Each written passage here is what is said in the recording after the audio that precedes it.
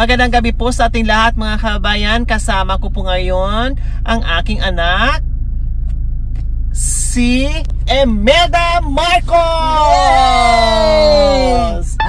Gandang gabi po.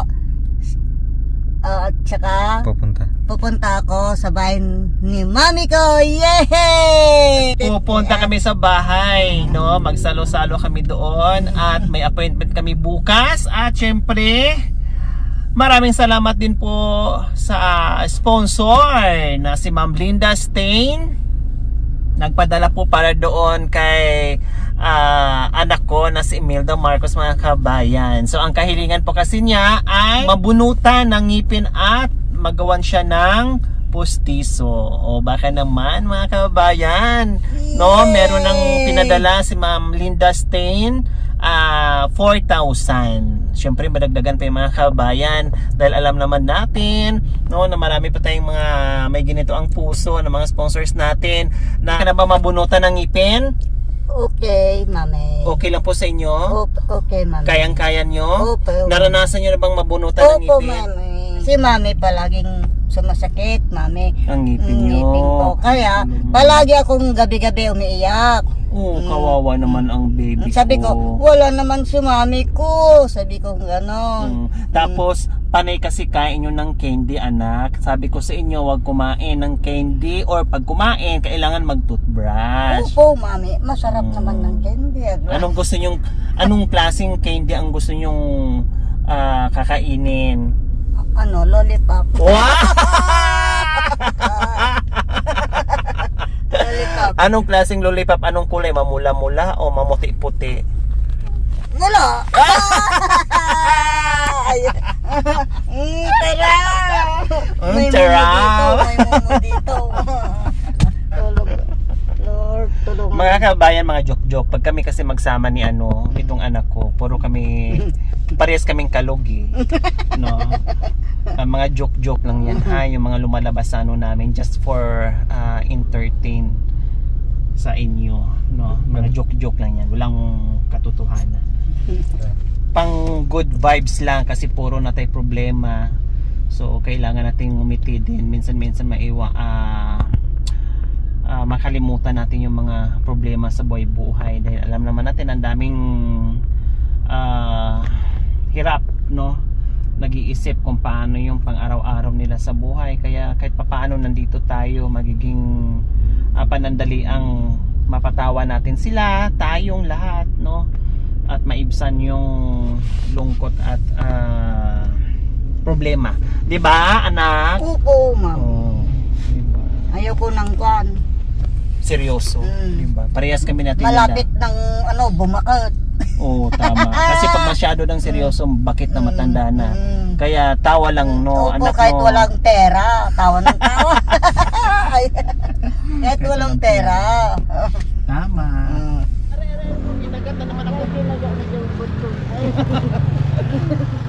Yung anak ko talaga.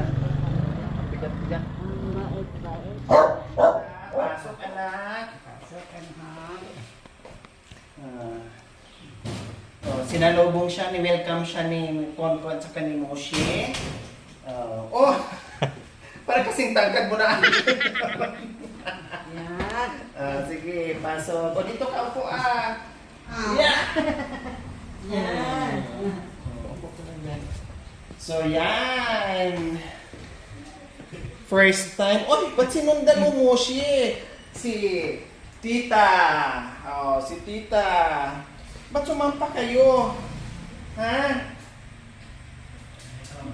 Ba't sinundan mo si So, ayan, mga kabayan, no? Talagang sinundo namin si Ate Imelda.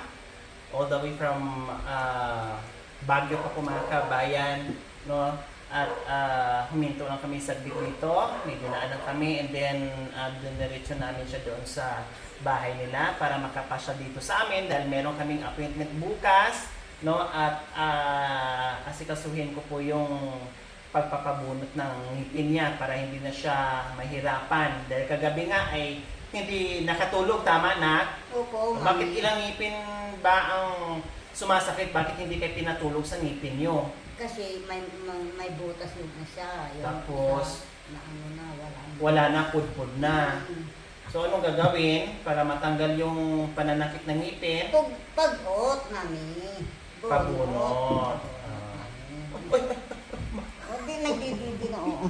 Hindi susuyan mo si... Hindi susuna. Nakikiliti kayo na. Hindi. Hindi susuyan mo si... Akala kasi ni Musi susuyan kay... Hindi susu. Hindi susuyan. Tatlong didi. Hindi yan suso. Hindi yan suso. Mabait hindi nangangagat yan. Naalala ko pala doon, di ba, sabi mo gusto mo makapasyal sa bahay. Oh, ngayon nakapasyal ka na talaga, no? Kasi sabi pa rin sa akin, gusto kong pumasyal sa bahay niya, mami. Eh, ngayon, talagang nakapasyal na siya, nawala sa plano. Mga kabayan, ang hirap po talaga, no, pag meron kang trabaho at wala mag-alaga sa anak mo. At syempre, para hindi magiging sagabal sa trabaho, mga kabayan, kailangan natin kumuha ng magbantay o tagabantay. So ngayon po mga kabayan, kailangan natin maghanap ng kasambahay o yaya doon sa panganay kong anak dahil ako'y nahirapan po mga kabayan na pagsabayin yung pag-aalaga ng anak at pagsabayin yung trabaho. So ngayon po mga kabayan, meron nag-a-apply, no? Nandiyan sa labas po mga kabayan. Siyempre, bago natin papasukin yung kasambahay, ay kailangan muna natin interviewin, no? Lalong-lalo na medyo sensitibo dahil bata. Siyempre, nandiyan na yung makulit, no? Pasaway, at kailangan marunong talaga, may experience sa pag-aalaga ng bata. Kasi ako mga kabayan, hindi baling gagawa ko sa loob ng bahay, wag lang talaga magbantay ng bata dahil napakahirap talaga yon. So syempre, may mga interview tayo dyan, tatanungin natin sila kung kaya ba nilang gampanan pag sila ay makuha natin o sila ang mapili natin bilang isang yaya sa panganay kong anak. Kaya ayan, meron tayong aplikante dyan sa labas, isa-isahin natin sila, papasukin at interviewin natin, tanungin natin. At syempre, tatanungin natin kung talagang tatagal ba talaga, no? Kaya yung trabaho na ibibigay natin sa kanila. Kaya yan. Magandang gabi po, madam. Na-apply ako ng trabaho po, madam, dahil lang sa yaya po, madam. Okay. Sige, pasok. Upo. Ayan. Ito yung resume mo. Anong pangalan mo? Si Roselyn. Balderam po. Ilang taon? 40 years old. So, alam nyo na kung ano yung hinahanap ko, tama? Kailangan ko ng yaya, yung marunong mag-alaga. Okay, sige, may konti tayong katanungan. May experience na ba kayo sa pag-aalaga ng bata? Opo. Nagiging yaya na ba kayo noon? Ilang taon? Ano po? 10 taon. 10 taon. So matagal na pala kayo doon sa ano. O bakit? Anong problema? Bakit umalis kayo doon? Sa ano po, madam, balik sabi, madam, na ibang trabaho ng trabaho. Okay. So umalis kayo at naghanap naman kayo ng ibang trabaho. Pero kaya nyo namang mag-alaga kasi umabot ka ng 10 taon, tama? Okay, sige. Ilan ang anak? 5 po. 5? May asawa? Wala. Wala po. Ilang taon na yung panganay? Nagpusisiti po. Yung bunso? Dito po. Bilang isang yaya sa panganay kong anak, ang sweldo ay 20,000 per day. Araw-araw yung per day. Then, kailangan ko ay magbantay talaga ng 24 hours, maalagaan, no? Ayaw kong madumihan siya, ayaw kong magasgasan siya, no? Kailangan laging malinis, no? Kasi 20,000 per day ang sahod mo. Walang tulugan ha, kasi 24 hours kang magbantay. Kaya? Opo. Kaya? Sigurado kayo? Opo, madam. Okay, sige. Tatawagan na lang kita pag kayo yung mapipili ko, ha? Okay, thank you.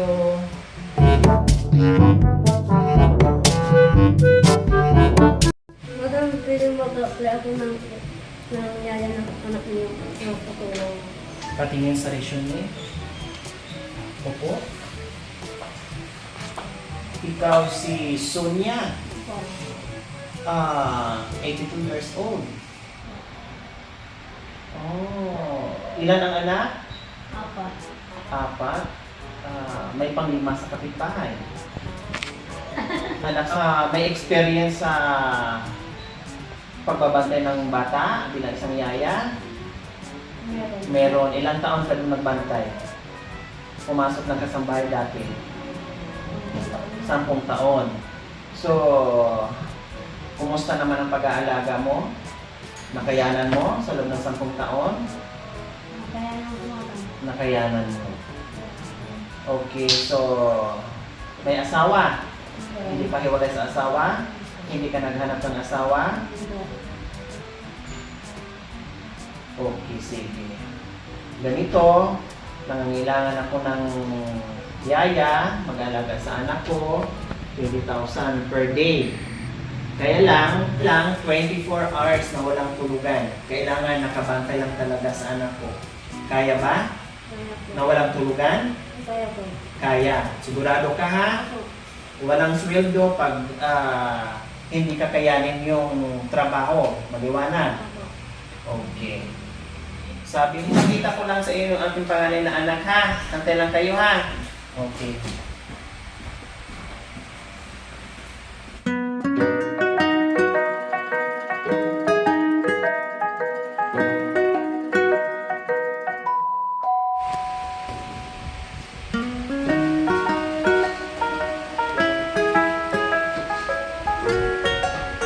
So, mamaya na, ha? So, nandito na yung panganay kong anak. Pakilala ko sa inyo. Pwede na kayong tumingin sa akin dito. Harap kayong dalawa.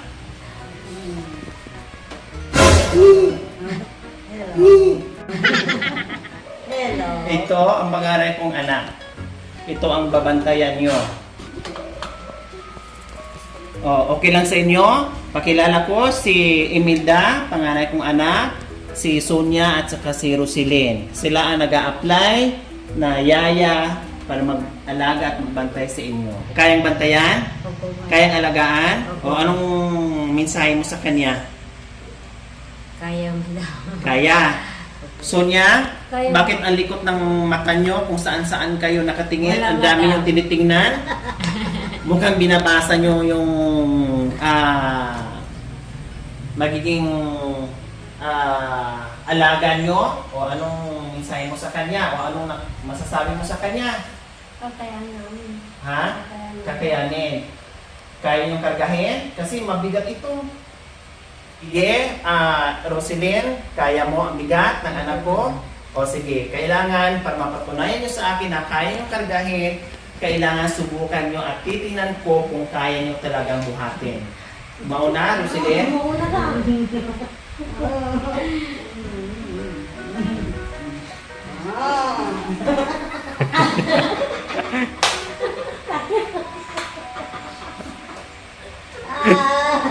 Kaya. Parang kasing hype lang kayo. Ulitin, hindi pa ako satisfied sa pagbuhat nyo. Kasi nag-aalangan pa ako kung kakayanin nyo. Ayusin nyo lang talaga yung parang nakaganyan. Nakagano sa, baywang. Kanya. Ayusin nyo kasi sumasayad pa ang paa.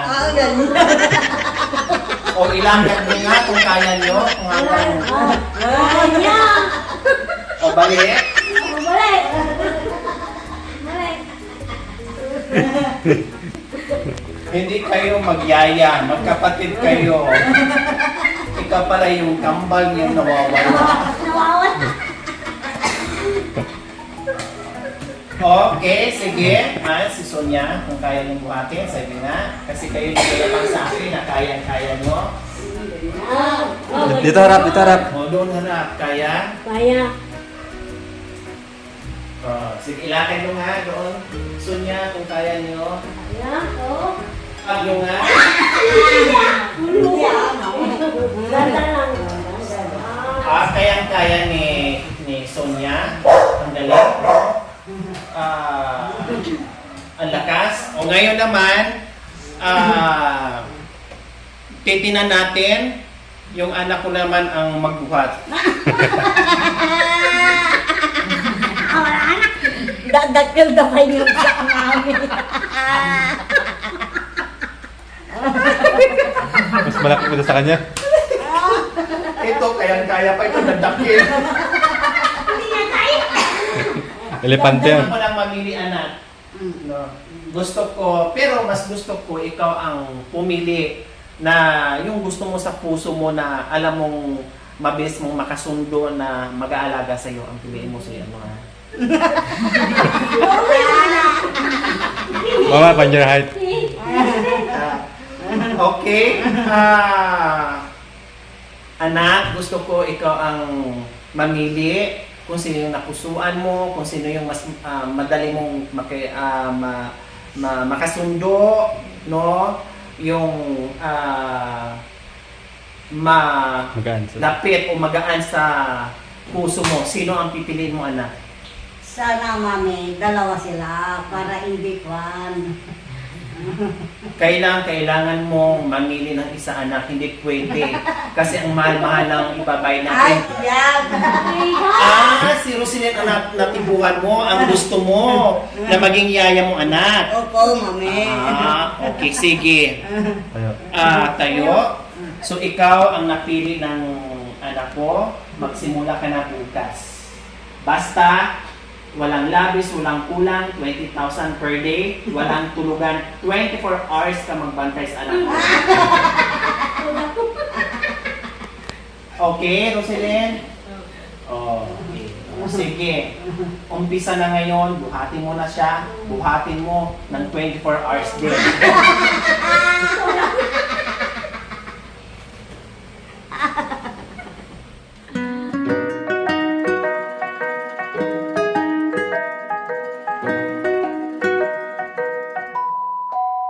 Wait lang. Tahan. Gusto ko ng kwan. Nek, ayaw ko. Gusto mo ng milk. Lolipat. Tapos, Ito rin din niya. Oo, didi, tatlo. Isa, dalawa, tatlo. Didi. may tatlong bibi akong nakita. Mataba, mapayat, mga bibi. Ngunit may pakpak. Sa likod ay iisa. Siya ay din nagsasabi ng kwak, kwak, kwak. Kwak, kwak, kwak. Kwak, kwak, kwak. Kwak, si Dede nagsasabi ng kwak, kwak, kwak. Kwak, kwak, kwak. Makwak. Kwak, kwak, Tayo makwak. Di ko maliligo mga bibi. Ngunit may pakpak. Sa likod ay iisa. Sa Dede nagsasabi kwak, kwak, kwak. Kwak. Kwak, kwak, kwak. Kwak, kwak, kwak. Ha? May tatlong baby, isang inipante. May may isang nuno. May isang diwinding na ha.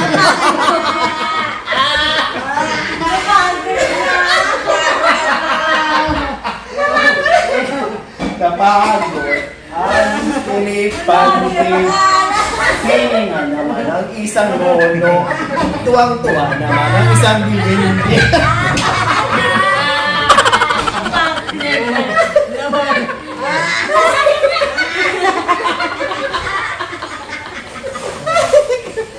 Joke-joke ako mga kabayan ha. Na-entertain na namin kayo, tinatanggal na namin ang pagod nyo. No, di ba mga joke-joke lang yun? Oo, mga joke-joke lang.